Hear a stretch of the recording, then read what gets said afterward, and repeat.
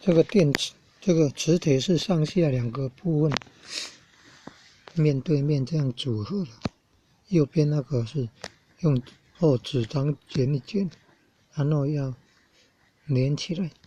然后开始放一条粗的电线，然后再绕那个，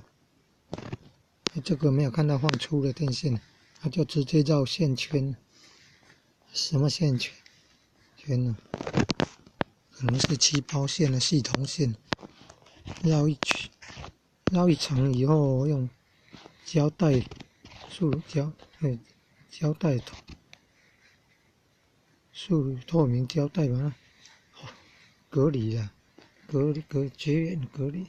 然后又再绕第二圈，绕第二层呢，绕第二层，